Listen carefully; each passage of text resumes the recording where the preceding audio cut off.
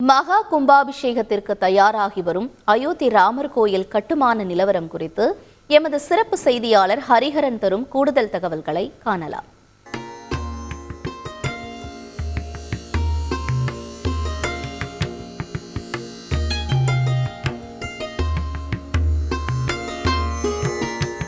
நம்ம இப்போ அயோத்தி ராமர் கோயில் முன்பாக நின்றுட்டு இருக்கோம். இந்த கோவிலுக்கு தான் ஜனவரி 22ஆம் தேதி கும்பாபிஷேகம் நடக்க இருக்கிறது.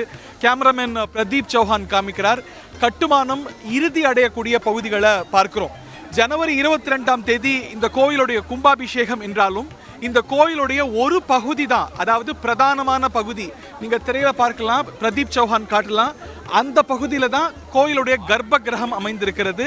இந்த பிரதான மண்டபம் மட்டுமே 22ஆம் தேதி நிறைவடைந்து பிராண பிரதிஷ்டை என்று சொல்லக்கூடிய அந்த விழாவானது நடைபெற இருக்கிறது. இங்க திரையில பார்க்கிறது, இது வந்து 3 தளங்களா இந்த கோயிலை பிளான் பண்ணியிருக்கிறாங்க. அதுல 2 தளங்கள், கிரவுண்ட் ஃப்ளோரும் முதல் ஃப்ளோரும் கட்டி முடிக்கப்பட்டிருக்கு.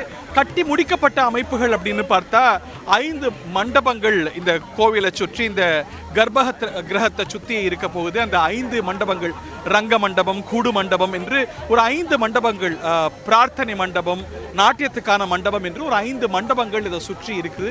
முழுக்க முழுக்க கற்களால் ஆகக்கூடியது. இதுல பயன்படுத்தக்கூடிய ஒரே உலோகம் அப்படின்னா ஒரு கிளிப்பு போல காப்பர்ஸை பயன்படுத்துறாங்க. அதை தாண்டி எந்த உலோகமும் கிடையாது. முழுக்க முழுக்க கல்லாலான அமைப்பு இது.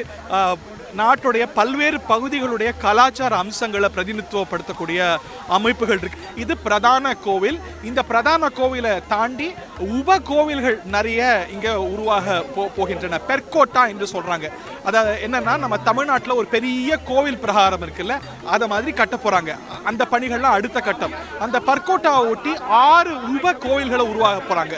அதாவது சூரிய பகவானுடைய கோவில், ராமர் சூரிய குலத்தை சேர்ந்தவர், அதனால சூரிய பகவானுக்கு ஒரு கோவில், சிவனுக்கு ஒரு கோவில், அம்மனுக்கு ஒரு கோவில் மற்றும் விநாயகருக்கு ஒரு கோவில், பிரம்மாவுக்கு ஒரு கோவில் என்று உப கோவில்களை கட்ட போறாங்க.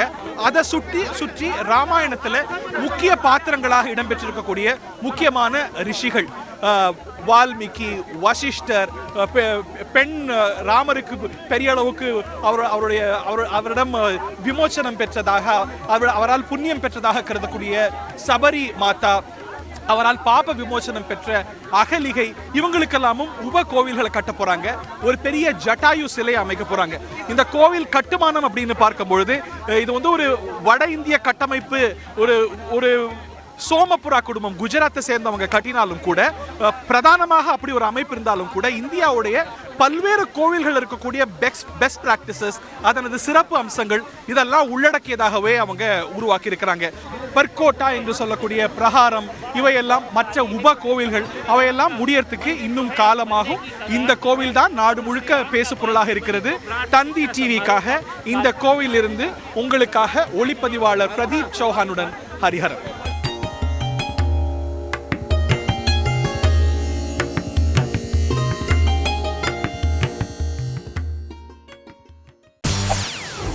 செய்திகளை உடனுக்குடன் தெரிந்து கொள்ள உடனே சப்ஸ்கிரைப் பண்ணுங்க.